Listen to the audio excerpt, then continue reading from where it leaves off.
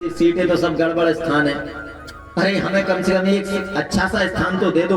तो बोले अच्छा सा स्थान क्यों दे दें भैया, तुम्हारे अंदर ऐसा क्या अच्छा ही है कि जिससे तुम्हें अच्छी जगह दे दें। बोले प्रभु मेरे अंदर वो गुण है कि जो त्रेता सतयुग द्वापर में अन्य युगों में करोड़ों वर्ष तप करने से नहीं मिलता था। यत फलम नास्ति तपसा न योगेन समाधिना, जो बड़े बड़े योग जब तप करने से नहीं मिलता था वो कलयुग में मात्र सतफलम लभते शमक्यलौ केशव कीर्तनात्, वो फल मात्र भगवान का कीर्तन करने से प्राप्त हो जाएगा। इसलिए एक गुण मेरा ऐसा है कि बहुत बड़ा कोई जप कर पाए, तप कर पाए, ना कर पाए, सिर्फ भगवान का संकीर्तन कर लेगा तो उसका कल्याण हो जाएगा। और इस बात पर प्रसन्न होकर के महाराज परीक्षित ने स्वर्ण में वास दे दिया। अब इसमें भी स्वर्ण में रहता कि स्वर्ण में दो जगह स्थान है, एक में प्रभु कहते मेरा वास है। तो हाँ, जो ईमानदारी से कमाया हुआ धन है हमारा, उस पर तो प्रभु का वास होता है। और जो अन्यत्र ऐसे ही स्वर्ण अर्जित करेंगे वो कलयुग के वास वाला स्वर्ण होता है। और इस प्रकार से कहते हैं सृष्टि के संबंध में अब पूछते हैं महाराज परीक्षित जब एक दिन मुकुट लगा के जाते हैं, ऋषि का अपमान करते हैं, बालक श्राप देता है और जाकर के गंगा तट पर जब बैठते हैं, यह कथा प्रसंग प्रारंभ होता है कि उसी समय महाराज उस स्थान पर बैठे बैठे प्रभु को महाराज परीक्षित को मुक्ति के लिए यह कथा सुन रहे हैं। समस्त ऋषि वृंद हैं और सुखदेव बाबा पधारते हैं। कहते हैं तत्रा भवत भगवान विष्णु, प्रभु स्वयं साक्षात आज भगवान साक्षात विष्णु भगवान सुखदेव के रूप में आ जाते हैं। एक दिन जब ब्रह्मास्त्र का प्रहार हुआ तो प्रभु ने वहां ब्रह्मास्त्र का काट ब्रह्मास्त्र से किया उत्तरा के घर में। आज ये बाक वज्र, वो ब्रह्म वज्र छोड़ा था और जब वज्र छोड़ा तो वज्र का प्रहार काट किया वज्र से, और आज बाक वज्र छोड़ा है, वाणी का वज्र ब्राह्मण बालक ने। तो वाणी के वज्र को वाणी से ही काटने के लिए प्रभु सुखदेव के रूप में विराजमान हो गए, आ गए। और सबसे पहले राजा परीक्षित से कहते हैं कि महाराज सुनो, क्या नियम जरूरी है कथा प्रभु की सुनने के लिए, भक्ति के लिए क्या आवश्यक है। कि जितासनो जित श्वासो जित संगो जितेन्द्रिया, स्थूले भगवतो रूपे मनः संधारयेतिया।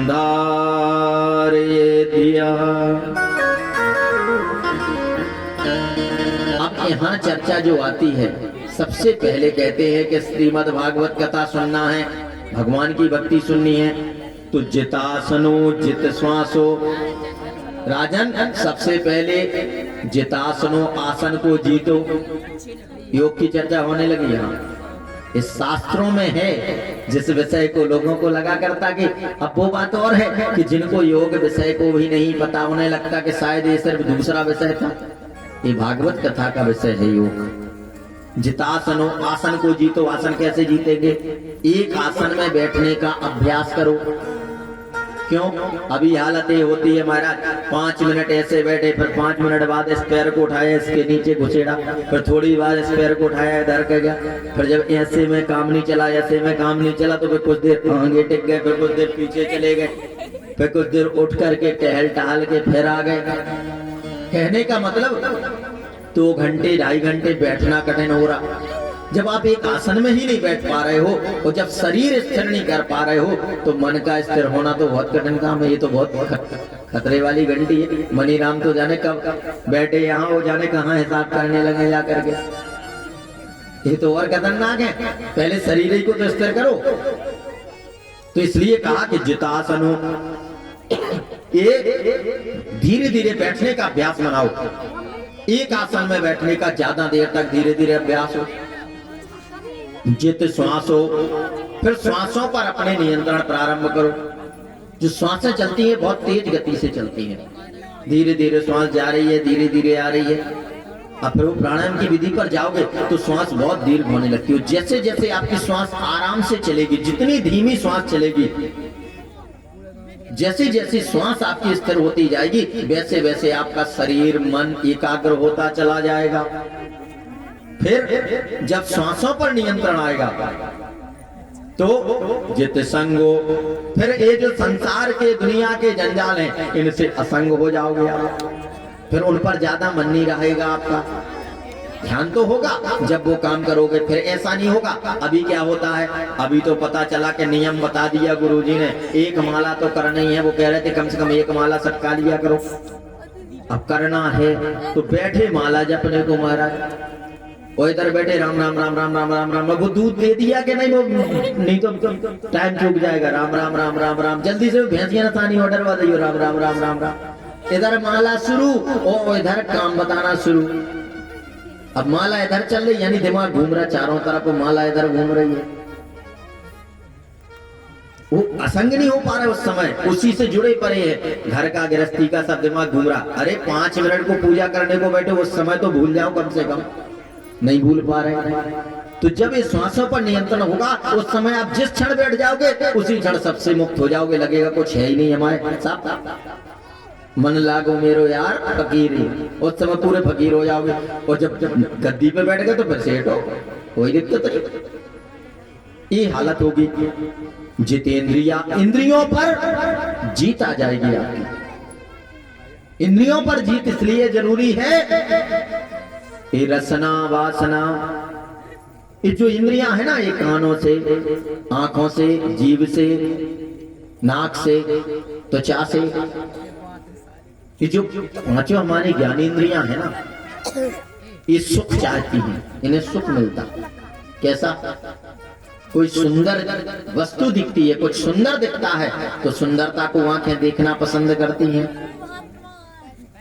वो भोगती हैं। ये भोग है उनका, ये भोग वृत्ति है। यदि बहुत सुंदरता कुछ दिख रही है, बार बार मन आकृष्ट होकर के वहीं जा रहा है, इधर भी ले जा रहा है, वो लटक झटक के थोड़ी देर बाद दिमाग फिर वहीं जा रहा, फिर नक दिखाए वहीं पहुंच रही है।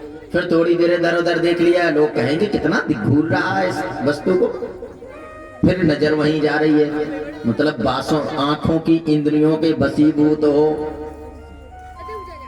हो तो गई महाराज शुगर, लेकिन रसगुल्ला खाने का मन ही नहीं मानता। मौका लगा तो बोले अब यहाँ ज्यादा लोग नहीं, परचत के नहीं, चलो ये करो सरकार, घर के लोगों को पता ना चले, दवाई चलती है, एक गोली और खा लेंगे, या निचोड़ करके खा लिया।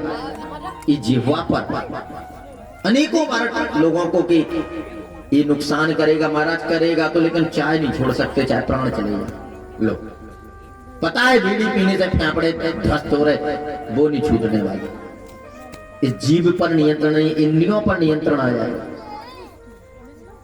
कान पर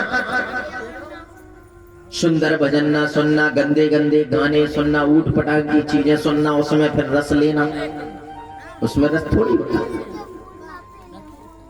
भड़कीले चटकीले मटकीले ऊट पटांग की चीजें सुनते हो और उसमें आनंद लेते हो, बस वैसे ही है जैसे सुअर नाली में घुस जाता और लौटता पूरा, उसको भी जैसे डल्लप के गद्दे में तुम्हें आनंद आता है, ऐसे ही उसे आता, वैसे ही आनंद आता, लेकिन उसमें आनंद है क्या?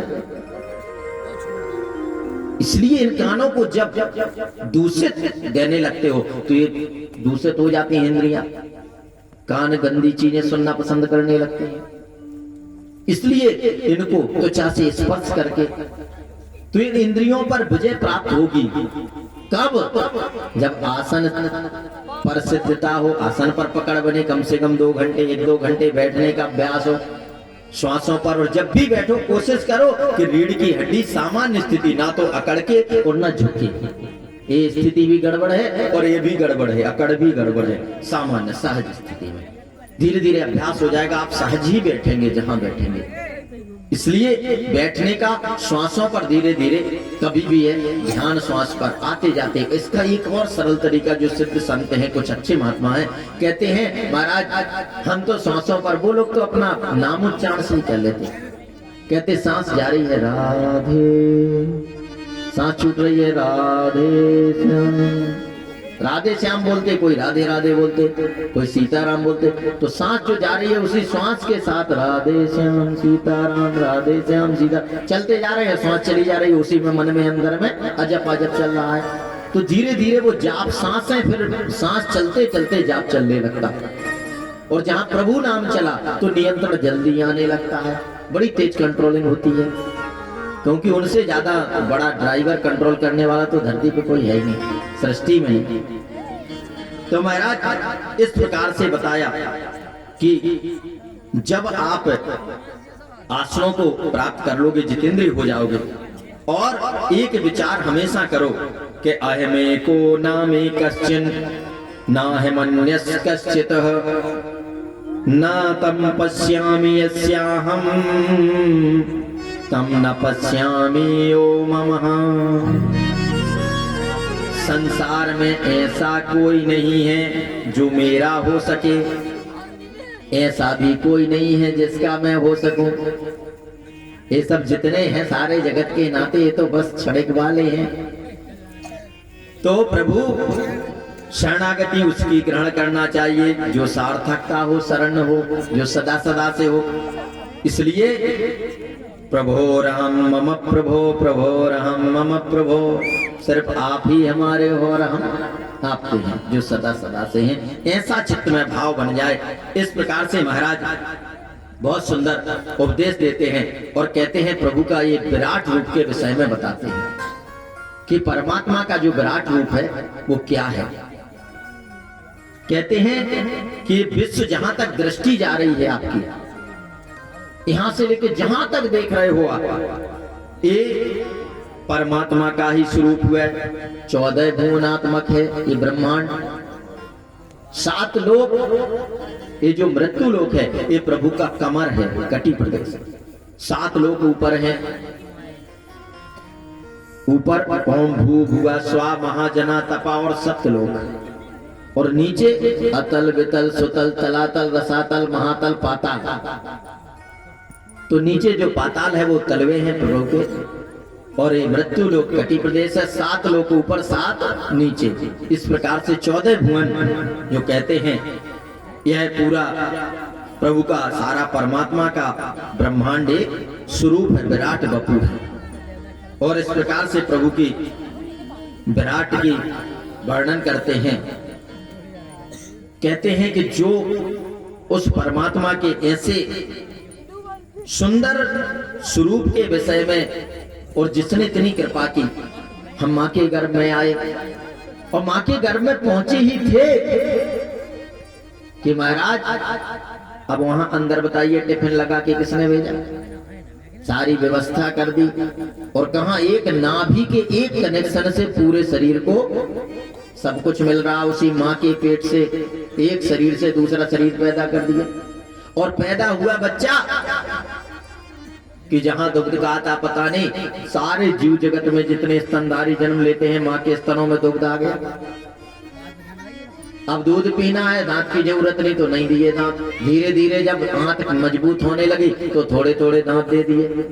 पहले मुलायम मुलायम खाओ और फिर थोड़ा दांत मजबूत हुए तो बोले वाले वापस करो दांत, दूसरे वाले पक्के वाले ले लो, अब ठोस खाओ। फिर वो जब ठोस होते होते फिर जैसे उम्र ढली तो बोले अब आंत कमजोर हो रही है तो दांत वापस दो, फिर से वेदांती हो जाओ, सतुआ घोर के खाओ। बुढ़ापे में फिर दांत वापस ले लिए। लेकिन हम लोग क्या करते, हम लोग भगवान की सृष्टि का उल्टा ही उल्टा करते। उन्होंने संकेत दिया बाल सफेद किए तो एक पैकेट लाए पोत लिया, लो दिखाना ही नहीं हमें। दांत गिरे तो बत्ती सी लगवा ली, हम तो चबई चबा के खाएंगे। वो कह रहे ठोस ना खाओ, अब बुढ़ापा आ रहा तो हल्का हल्का खाओ, कम कर दो, जैसे बचपन में थोड़ा खाते थे ऐसे खाओ। आदमी कह रहा हम तो बिल्कुल रगड़ के खाएंगे, तुम दांत गिराओ हम दूसरे लगवाएंगे।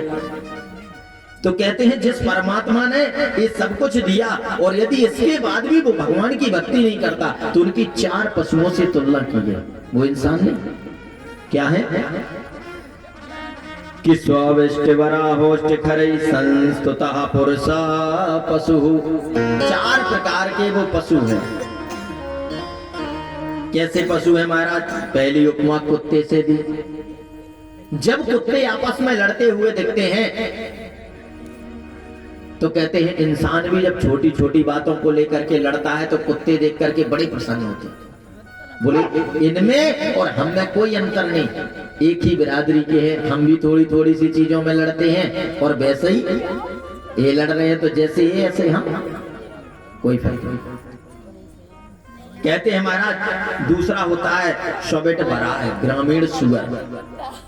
ग्रामीण सुअर का काम है जितनी गंदगी होती है, कुछ भी हो, नाली हो, कुछ भी हो, सब भरो, पेट में ले जाओ, कुछ भी हो, नाली में मुंह घुसेड़ देगा और सब गंदगी तोड़ के खाएगा। जब व्यक्ति सिर्फ धन के पीछे ऐसा भागता है कि पुण्य का आए, पाप का आए, धर्म का आए, अधर्म का आए, कुछ भी बेच के आए, इज्जत बिक जाए कोई बात नहीं, पैसा आना चाहिए, धन आना चाहिए, बेईमानी से करे जाए, हम कोई भी धंधा करने लगेंगे। जब सिर्फ पैसे के लिए उल्टा सीधा कुछ भी आए भरता जाए, कहने का मतलब, तो उसको सुअर देख करके प्रसन्न होता। बोले जैसा अपना भी है ना कोई हिसाब किताब, कुछ भी आए भरो, ऐसा ही इनका भी काम है, ये भी भरने में लगे और अपन भी अपनी बिरादरी के। तीसरा महाराज कहते हैं कि ऊंट गर्वेण तुंग सिरा, घमंड से गर्दन को उठा के चलता है, और है क्या बैठने लायक पीठ तक नहीं, बैठो भी तो मलक के चलो, नहीं तो कमर टूट जाए। लेकिन नकील भी ना पड़ली फिर भी उठा के चलेगा गर्दन को। तो जब गर्दन उठा के, कुछ लोग ऐसे होते थोड़ा सा ज्ञान हो गया, थोड़ा सा भी कुछ पा लिया तो घमंड से घूमेंगे, फटफटिया ले आए तो पता चले गांव में इतनी तेज निकलेगी कि कोई भी बचना हो बच ले, नहीं तो हम तो भड़बड़ाते हुए जाए। पूरे गांव को दिखा रहे, भैया को पता लग गया, भैया फटफटिया ले आए, 20 बार लगी, इधर से होता है। जब अहम में व्यक्ति घूमता है तो ऊंट प्रसन्न होता। बोले जैसे हमारे थोड़ा सा कुछ, बहुत अधिक नहीं, फिर भी घमंड पूरा है, ऐसे ही इनको भी गर्दन उठा के चल रहे। और चौथा है गधा। पूरी जिंदगी गधा बोझा ढोता रहता है, कोई इनाम नहीं मिलता, पुरस्कार नहीं, बुढ़ापा आया, 2-4 डंडे मार के काम लायक नहीं बचे, बोले जाओ छुट्टी है। तो जब सिर्फ धन दौलत जोड़ने में लगे रहे, ना भगवान की भक्ति की, ना भजन किया, कुछ नहीं किया, और अंत में बिस्तर बोरिया बाहर डाल दिया, बच्चों ने जाओ पहुंचो खेत खलिहान में, सब धन संपत्ति छीन ली, काम लायक बची नहीं। तो बोले इनकी हालत वैसे ही, गधे कहते जैसी हमारी, हमने जिंदगी भर बोझा डाया और आज ढोने लायक नहीं बचे तो हमारी छुट्टी हो गई, ऐसी हालत इनकी है। ये भी और हम बराबर ही हैं बस। तो कहते हैं जो भगवत भक्ति में नहीं लगे उनकी इन 4 पशुओं से तुलना की है। इस प्रकार के महाराज 4 पशु हैं। अब सुखदेव बाबा ने कहा कि बताओ राजन, क्या सुनने की इच्छा है? बोले प्रभु सबसे ज्यादा तो अब जिज्ञासा इस पर बढ़ गई